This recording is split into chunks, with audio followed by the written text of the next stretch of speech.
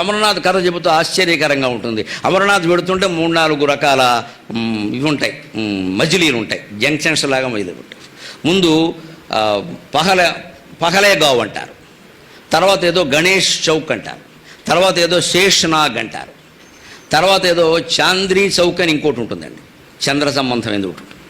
ఈ 4 ఉంటాయి. అక్కడ మన చేత కొన్ని పనులు చేస్తే అవి గమనించమండి. మనం నేను చెప్పింది నువ్వు చేసావా, చేయకపోతే మహాపాపం అంతే. ఇక్కడ అసలు ఎందుకు చెప్పారే చేయమని? పహలేగావ్ అన్న చోట ఏం చేస్తారు తెలుసా? నందీశ్వరుని వదిలేస్తాడు శివుడు. అమరనాథ్ కథా రహస్యం ఏమిటంటే, పార్వతీదేవి శివుణ్ణి అడుగుతుంది, ఈ సృష్టి రహస్యం ఏమిటి, ఇది ఎలా ఏర్పడింది, అసలు సృష్టికి మొదలు ఏమిటి, ఎక్కడ మొదలైంది, what is the starting point. వేదాంతులు కూడా తేల్చలేకపోయిన ప్రశ్న అమరనాథ్ కథతో సింపుల్గా తేల్చారు. పార్వతీదేవి శివుణ్ణి అడుగుతుంది, పార్వతికి తెలియక మన కోసం అడిగితే శివుడు అంటాడు, అది అందరికీ తెలిసేది కాదు, తణుకు రామకృష్ణ మిషన్లో చెప్పేకూడదా కూడదా అంటాడు ఆయన. అంటే అర్థం ఏమిటమ్మా, అమ్మవారికి కూడా చెప్పకూడదా అంటే, అంత తేలిగ్గా బజార్లో చెప్పేది కాదు పార్వతి దా అంటాడు, తీసుకెడతాడు. అదే అమరనాథ్ యాత్ర. వాళ్ళిద్దరూ వెళ్ళారు. గణేశ్వరుని తీసుకెళ్లారు కూడా, గణపతి. అందుకే చిన్నపిల్లాడు కదా, నేను వస్తా అన్నాడు ఆయన.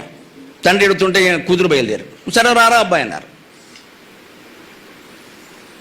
నందీశ్వరుడు మీద వెళ్ళారు. పహలేగావ్ దగ్గరికి వెళ్ళేసరికి శివుడు నందిని వదిలేస్తాడు.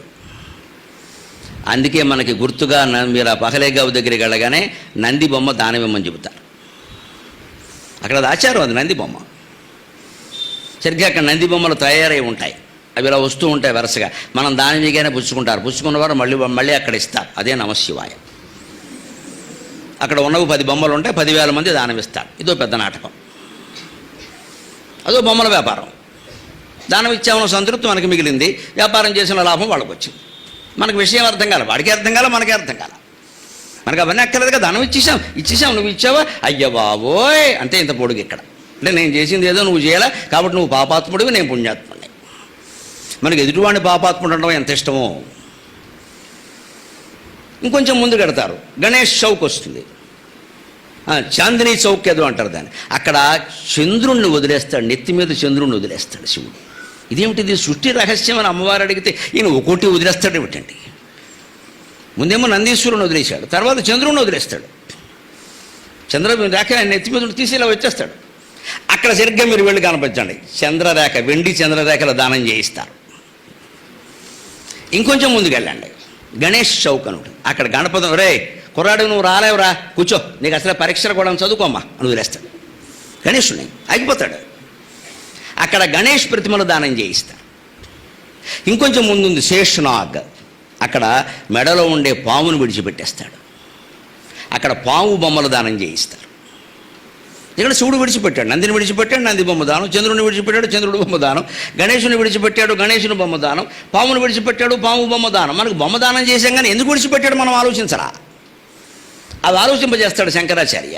బాబోటి గడ ద్వారా చెప్ప, నువ్వు చెప్పరా అబ్బాయి, లేకపోతే ఎవడో తెలియదు ఈ విషయం అంటాడు. శేషునాథ దగ్గర పామును కూడా వదిలేసాక ఇక మిగిలింది ఇద్దరు కలిసి గుహలో వెడతారు. ఆశ్చర్యం, గుహలోకి వెళ్ళాక ఏం జరిగిందో తెలియదు. అక్కడ మంచు శివలింగం ఉందంతే. ఆ మంచు కరిగి శివలింగంగా రూపొందింది. అది అక్కడేం స్థిరంగా ఉండదు. అందుకే మంచు కురిసిన కాలంలో, వర్షకాలంలో ఇప్పుడు ఉంటుంది. సరిగ్గా అమరనాథ యాత్ర ఇప్పుడే కదా, మళ్ళీ వేసవకాలం వచ్చిందంటే ఉండదు, అక్కడ ఖాళీయే. అక్కడ ఇప్పటికీ 2 చిలకలు ఉన్నాయనంటారు. ఆ 2 చిలకలే శివపార్వతులు. వీళ్ళ రహస్యం విన్నాయి అంటే నాకు అలాగే ఉండమన్నారు. ఏమిటి రహస్యం? అక్కడికి వెళ్ళాక శివుడు ఏమయ్యాడు, పార్వతి ఏమయ్యాడు. పార్వతి శివుడిలో కలిసిపోయింది, ఇద్దరు ఒకటయ్యారు, అది రహస్యం. అక్కడి నుంచి శివుడు మంచు రూపంలో ఉండే లింగం అయ్యాడు, అది రహస్యం. ఏం చెబుతున్నాడు శివుడు? సృష్టి రహస్యం నీకు అర్థం కావాలంటే అమాయక చక్రవర్తి, ముందు నందిని వదిలేయంటే ఎద్దు బొమ్మ దానం వేయడం కాదమ్మా, మన ఇంపాలా కార్లు, మన BMW కార్ల మీద వ్యామోహాన్ని మనం వదులుకోవాలి. ఎవడు వదులుకుంటాడు? ఇంకో 2 కొంటాడు, పైగా అమరనాథ్లో కొన్నానని చెబుతాడు. వాహనాల మీద వ్యామోహం వదులుకోవాలి. అక్కడి నుంచి కొంచెం ముందుకు వెళ్ళావు, చంద్రుణ్ణి వదిలేసావు, ఆభరణాల మీద వ్యామోహం వదులుకోవాలి. మగాళ్ళకైనా నచ్చుతుంది కానీ ఈ మాట ఆడవాళ్ళకి నచ్చదు. నమస్కారం. కోడలు కూడా ఇయ్యం, మనం ఇస్తే కూతురికి ఇస్తాం కానీ ఎంత పక్షపాతమో. కోళ్ళకాళ్ళు పుట్టింటోళ్ళు ఇచ్చుకోవాలి మనకే, కూతురికి మాత్రం దిగబడతాం ఇక్కడ 36 కేజీలు ఐరావతంలాగా. ఎందుకంటే మన బిడ్డ. ఈ స్వార్థం మన వదలం. అమరనాథ్ పెడితే సమరనాథ్ పెడితే కూతురికి కోళ్ళకి భేదం చూపించాక అమరనాథ్ ఎందుకండి మనకి ఇంటూ కూర్చోక? ఇంట్లో ఉన్న కోడలు మన కూతురులా కనపడడం లేదు అంటే మనకు అమర్నాథ్ వెళ్ళినా ఒకటే, అంబాజీపేట వెళ్ళినా ఒకటే. అనవసరం వెళ్ళడం చర్చిలు అండగా, మన బుద్ధి మారలేదు. అందుకే ఆ వ్యామోహం వదిలేయి, ఆభరణాలు వదిలేయి, ఇంకా ఆభరణాలు పెట్టుకోవద్దు. ఏదో బలవంతంగా ఇవాళ పుణ్యం అమ్మ వరలక్ష్మి వ్రతం పెట్టడం మంచిది, పెట్టుకుందాం, తీసే సాయంత్రం, ఇంకా దాని వ్యామోహం వదిలేయి. ఆభరణం పోయింది, పోలీస్ కేసు పెట్టద్దు, వదిలేసేయి. పెట్టగలమా? ఎంతమందిని దేశాన్ని దోషులు చేస్తాం. మన ఆభరణం ఇంత చేసి పోయింది, బోడి ఉంగరం, అదో బొంగరం, ఇంకోటి ఇస్తాడు మనకి, ఎవడో తీసుకుంటాడు, పెద్ద విషయమా? ఎంత బీపీ తెచ్చుకుంటామో ఉంగరం పోతే. అమరనాథ్ యాత్ర చేస్తాం మనం. ఆయన నెత్తి మీద చంద్రుణ్ణి వదిలేసాడు అంటే ఆభరణాల మీద వ్యామోహం వదిలేయమని. తర్వాత గణేష్ చౌక్లో గణపతిని వదిలిపెట్టాడంటే పుత్రుల మీద, పుత్రికల మీద, సంతానం మీద ఉండే వ్యామోహం మొత్తం వదిలే. ఇంకా మా కోడల్ని ఇళ్ళు పోసుకో, నీకు అనవసరం, నువ్వు వెళ్ళి 3 బిందెలు పోసుకో, ఇక మాట మాట్లాడడం మానే. అదే గణేష్ చౌక్. అక్కడికి వెళ్ళాడు. మీరు ధనాన్ని వదలగలరు, ధాన్యాన్ని వదలగలరు, వాహనాన్ని వదలగలరు, సంతానం మీద వ్యామోహం కూడా వదలగలరు. మనిషి జీవితాంతం వదలలేనిది భయం. ఆ భయానికి సంకేతం పాము. అందుకని పావును వదిలేశాడు. భయం వదిలేయాలంటే ఏం చేయాలి? అద్వైతమే శరణ్యం. యదాఖ్యేవైష ఏతస్మిన్నుదరమంతరం కురుతే అథ తస్య భయం భవతి ద్వితీయాద్వై భయం భవతి. ఈ మొత్తం సృష్టిలో ఎక్కడైనా కొంచెమైనా నువ్వు భేదం చూడగలిగావంటే భయం వేస్తుంది. అంతా ఒక్కటే అనుకోగలిగితే భయం ఉండదు. అంతా ఒక్కటే అని అభ్యాసం చెయ్యి, అప్పుడు నీకు భయం పోతుంది. బల్లాలతో పొడుస్తున్నా, కొండల మించి కింద కూల్చేస్తున్నా, సముద్రంలో ముంచేస్తున్నా, ఏనుగుల్చే తొక్కిస్తున్నా ప్రహ్లాదుడు భయపడలేదండి. తన్ను నిశాచరుల్ బొడువా దానవసూనుడు ఓ పన్నగశాయి ఓ ధనుజ భంజన ఓ జగదీశ మహాపన్న శరణ్య అంచును తుయించునుగాని తా కన్నుల నీరుదేడు భజకంప సమేతుడుగాడు భూవరా. బల్లాలతో పొడుస్తుంటే, శూలాలతో గుచ్చుతుంటే, పాములతో కరిపిస్తూ ఉంటే, కొండల మీద కిందికి తోసేస్తూ ఉంటే ఎటువంటి భేదం చూడలేదండి ప్రహ్లాదుడు. ఎటువంటి భయానికి లోను కాలేదండి. బల్యము విష్ణువే, నేను విష్ణువే, పొడిచేవాడు విష్ణువే. విష్ణువును ఏదో చేసుకుంటున్నాడు, నాకు అనవసరం, నేను విష్ణువును స్మరిస్తున్నా అని నిర్భయంగా జపించాడమ్మా. నరసింహస్వామి రూపం ధరించి తోలు తీసేసాడు పట్టుకొని. మనకెందుకు కనపడతాడు దేవుడు? అలా తపన పడితే కనపడతాడు. పొడిచే బల్యంలో దేవుణ్ణి చూశాడు ఆయన, పొడుస్తున్న మనిషిలో దేవుణ్ణి చూశాడు. భయం ఎందుకు ఉంటుందండి మనకి? బల్యం వరకు ఎందుకండి? బల్యం చూడగానే 100 అనుమానాలు మనకి. ఏమిటో అది అలా ఉంది, ఏమవుతుందో. మన జీవితాలన్నీ బల్లి మీద ఆధారపడ్డాయా? అంత హీనులమా, అంత బలహీనులమా? 6 అడుగుల మనిషి నిలబడి ఉన్నాడమ్మా అక్కడ, ఈ పిచ్చి నమ్మకాలను ఖండించడానికి. బల్లిపాటును చూసి, పుట్టుమచ్చను చూసి భయపడుతున్నారే, ఇంతకంటే అజ్ఞానులు ఉంటారా ప్రపంచంలో? ఉప్పు చూచి భయము, ఊరగాయ భయము, తీపి తినగ భయము, దిష్టి భయము, పుట్టుమచ్చ భయము, పూజలందు భయము అని పద్యం రాశాను ఒళ్ళుమండి నేను. ఉప్పు చూచి భయము, ఊరగాయ భయము, తీపి తినగ భయము, దిష్టి భయము, పూజలందు భయము, పుట్టుమచ్చ భయము. ఇన్ని భయాలు ఉన్నాకైనా ఒక్క భయం లేదండి మనిషికి. భయము కానిదొకటే పాప భయము. పాపం చేయడానికి ఎవడు భయపడ్డండి? 100 తలకాయలు లేపేస్తాడండి ₹1 కోటి కోసం. ఉప్పేసుకోవడానికి భయపడతాడండి, పంచదార తినడానికి భయపడి చచ్చిపోతాడండి,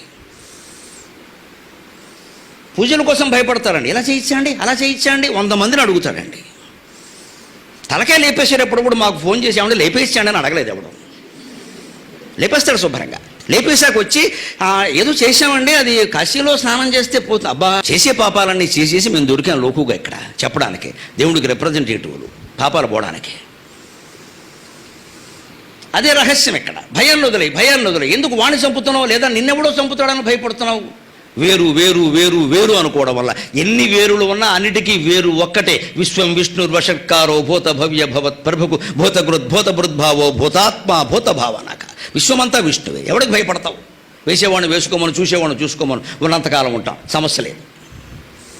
భయపడుతూ ఎంతకాలం బతుకుతామండి? భయపడుతూ 100 ఏళ్ళు బతకడం కంటే ధైర్యంగా బతికి 10 ఏళ్ళలో పోవడం మంచిదో, తుపాకు గుండెట్టి పీల్చడం మంచిది. ఎవడైనా ఉండడం ముఖ్యమా, ఉండేలా అవసరమైన ధైర్యాన్ని ఇవ్వడం ముఖ్యమా? అది ఆ పెద్ద మనిషి మనకి నేర్పిన పాఠం.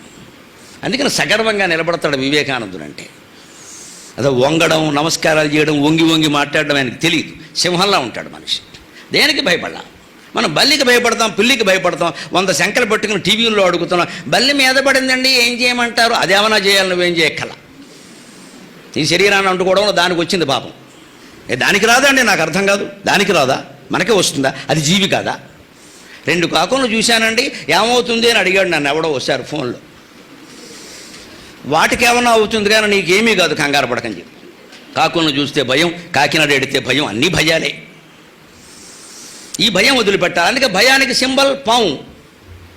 ఆ భయం పోవడానికి మన గొప్ప ఆచారం అండి. కర్మకాండ ఎక్కడ దెబ్బతిందంటే ఇక్కడే. నాగుల చవితి నాడు ప్రత్యేకం భయపడడానికి కాస్త ఆడవాళ్ళు ఎక్కువ భయపడతారు సహజంగా మగవాళ్ళ కంటే. అందుకని ఈ ఆడవాళ్ళనే పొట్ట వెతుక్కుంటూ వెళ్ళి, చేలోకి వెళ్ళి పొట్ట వెతుక్కుంటూ వెళ్ళి పాము చుట్టూ తిరుగుతూ అది పాలు తాగినా తాకపోయినా అక్కడే ఉండి పాటపాడి 3 గంటలు ఉండి చిమ్మిలి చెనివిడి ప్రసాదం పెట్టి రమ్మన్నారు. ఎందుకని ఏ జంతువునైనా, ఏ జీవినైనా, ఏ వస్తువునైనా సన్నిహితంగా చూస్తే భయం పోతుంది. అది హిందూ కల్చర్, అది హిందూ నాగరికత. అందుకోసం చెప్పారు. మనం దానికి ఏం చేసాం? నాగదేవతకు మొక్కుకున్నాం, పిల్లలు పుట్టారు. నీకు పిల్లలు పుట్టడానికి నాగదేవతకి సంబంధం ఏమిటి? What is relation? ఏం జరుగుతుంది? ఏం చెబుతున్నాం? పిల్లలు పుట్టిస్తాయా పాములు? పాముల వల్ల పిల్లలు పుడితే పాములు లాంటి వాళ్ళే పుడతారు. అదేమిటండి నాగదేవత పిల్లల్ని పుట్టించడం? ఎక్కడ లేదండి ఇది శాస్త్రాల్లో. అక్కడికి వెళ్ళి పాలు పోయమన్నది భయం పోవడానికి, సారాంశం అది. నీ కోరికలు తీరడానికి కాదు. ఎంతసేపు కోరికలే కోరికలే కోరికలే. అసలు ఆ కోరికే పెద్ద భయం. కోరికే పెద్ద భయం. ఆ కోరికను వదిలిపెట్టవా అంటే ఆ కోరికలు తీరడానికి చెట్ల చుట్టూ తిరుగుతాం, పొట్ల చుట్టూ తిరుగుతాం, కోరికలు వదిలిపెట్టాం. అందుకే స్వామి నిర్దాక్షిణ్యంగా చెబుతున్నారు. ఆయన గణేశుడిని వదిలేశాడు, శేషనాగుని వదిలేశాడు. చివరికి ఏమయ్యారు? ఇద్దరు వెళ్ళి ఒకటయ్యారంటే అర్థం ఏమిటో తెలుసా? పార్వతి పరమేశ్వరుల్లో కలిసిందంటే ప్రకృతి పురుషుడు ఒకటే. ఎక్కడో లేవండి ఆ ప్రకృతి పురుషుడు. లలితా సహస్రనామాలు వింటూ ఉండడం మూలాధారాంబుజారూఢ అన్న దగ్గర వస్తుంది. సూక్ష్మం కోసం ఇప్పుడు చెబుతూ ఉన్నా. సరిగ్గా ఈ మూలాధారం దగ్గర నుంచి ఇడానాడి పింగళానాడి రెండూ కూడా సుషుమ్నానాడి మధ్యలో ఉంటుంది, ఆజ్ఞాచక్రం వరకు. దానికి కుడివైపు ఎడమవైపు ఇడానాడి పింగళానాడి 2 ఉండి ఈ భూమధ్యం వరకు వ్యాప్తి చెంది ఉంటాయి. ఆ ఇడానాడి పింగళానాడే ప్రకృతి పురుషులు. సృష్టి అంతా మనకు కనిపిస్తున్న భ్రమ తప్పితే ఇది వాస్తవం కాదు. మన మనస్సును మనం పరిశీలించుకుంటే సృష్టి అబద్ధమని తేలుతుంది. అందుకని శంకరాచార్య జగన్ మిథ్య అన్నారు పరమధైర్యంగా. ప్రాణాయామం చేస్తే, యోగాభ్యాసం చేస్తే, మనస్సు మీదే దృష్టి పెడితే మనస్సు లేకుండా పోతుంది. ఆ అఖండమైన మౌనంలో ఉంటే సృష్టి లేదనే విషయం అర్థమవుతుంది. అది సామూహికంగా గ్రహించడం కష్టం, ఏకాంతంలోనే తేలే విషయం అది. ఆ తత్వం తెలిసే వరకు ఏం తెలిసే అవకాశం లేదు. అందుకే అక్కడికి వెళ్ళాకమైంది పార్వతి శివుడిలో కలిసిపోయాడంటే ఎడా పెంగళ 2 నాడులు ఏకమే సుషుమ్నానాడిలో కలిసే.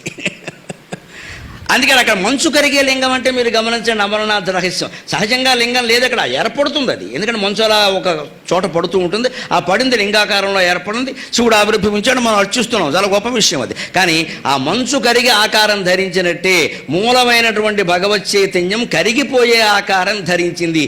ఈ సృష్టి అంతా కరిగిపోయే మంచు, కరిగిపోయే మంచు. నీ జీవితం అంతా కరిగిపోయే మంచు. పొద్దున్న తెల్లారకట్ట మంచు ఉంటుంది, తెల్లారితే సూర్యకిరణాలు పడగానే కరిగిపోతుంది. ధనధాన్యాల మీద, వస్తువాహనాల మీద, సంతానం మీద, చివరికి మీరు పేర్చుకున్న భయం మీద, అన్ని రకాల వ్యామోహాలు వదిలేయండి. లోపలికెడితే ప్రకృతి పురుషుడు ఒకటే. ఆ ఇద్దరు మీలోనే కలిసిపోయారు. అందుకే శివపార్వతులు కనపడరు. కనపడుతున్నది మంచుతో ఏర్పడిన లింగం. మంచు కరిగిపోయేది 6 నెలలే ఉంటుంది, తర్వాత ఎవరికి దర్శనాలు ఉండవు, మూసేస్తారు. అంటే సృష్టి అంతా కరిగిపోతుంది, సృష్టి అంతా కరిగిపోతుంది. శివలింగమే కరిగిపోతుందో సృష్టి కరిగిపోదా? నీ జీవితం కరిగిపోతుంది. కరిగిపోయే దాని గురించి ఇంత భయపడద్దు.